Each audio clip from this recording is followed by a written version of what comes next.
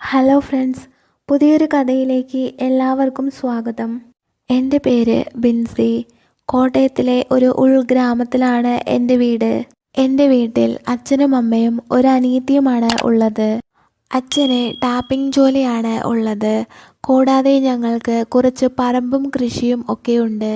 ഞാൻ +2 നല്ല മാർക്കോടെയാണ് പാസ്സായത്. അങ്ങനെ +2 കഴിഞ്ഞ് ഞാൻ കോളേജിലേക്ക് പോയി.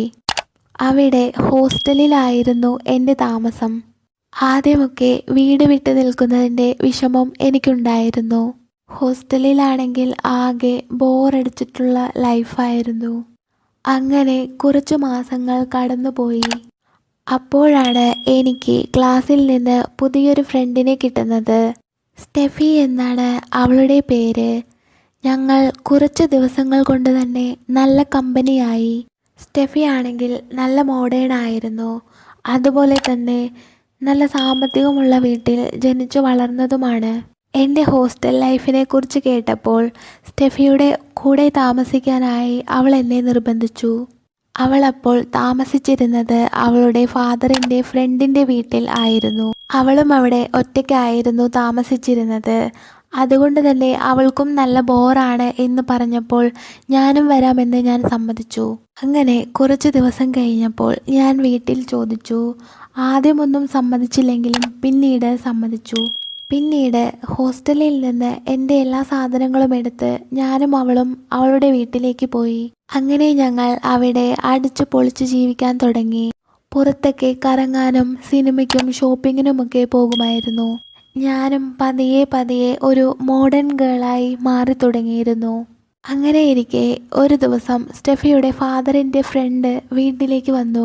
കുറച്ചു നേരം സ്റ്റെഫിയുമായി എന്തൊക്കെയോ സംസാരിച്ചിട്ട് ആ അങ്കിൾ അവിടെ നിന്നും പോയി. 2 ദിവസങ്ങൾ കഴിഞ്ഞപ്പോൾ എൻ്റെ മൊബൈലിലേക്ക് ഒരു മെസ്സേജ് വന്നു. മെസ്സേജ് അയച്ചത് ആ അങ്കിളായിരുന്നു. ആദ്യം ഞാൻ വലിയ മൈൻഡൊന്നും കൊടുത്തില്ല. പക്ഷേ കുറച്ചു നേരങ്ങൾക്ക് ശേഷം വീണ്ടും ഒരു മെസ്സേജ് വന്നു. അപ്പോൾ ഞാൻ തിരിച്ചു മറുപടി കൊടുത്തു. എൻ്റെ ഹായ് കിട്ടിയപ്പോൾ അങ്കിൾ തിരിച്ച് എന്നോട് സുഖമാണോ, എവിടെയാണ് ബിൻസിയുടെ വീട് എന്നൊക്കെ ചോദിച്ചു. അപ്പോൾ ഞാനും അതിനൊക്കെ മറുപടിയും കൊടുത്തു.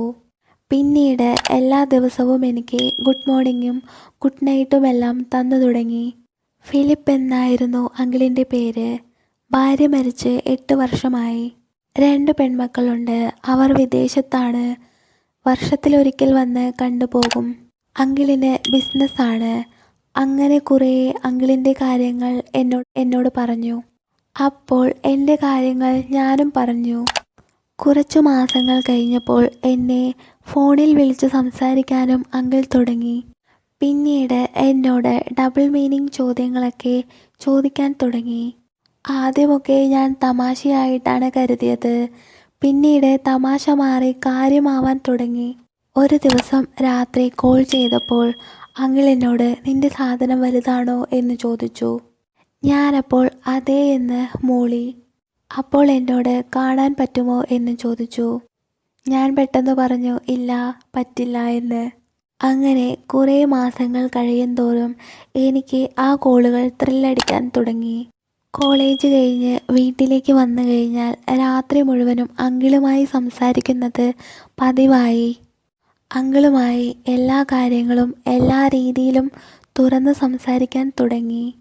അങ്ങനെ ഇരിക്കുമ്പോഴാണ് സ്റ്റെഫിയുടെ അമ്മയ്ക്ക് വയ്യ, അതുകൊണ്ട് നാട്ടിലേക്ക് വരാൻ പറഞ്ഞ് അവൾക്ക് കോൾ വന്നത്.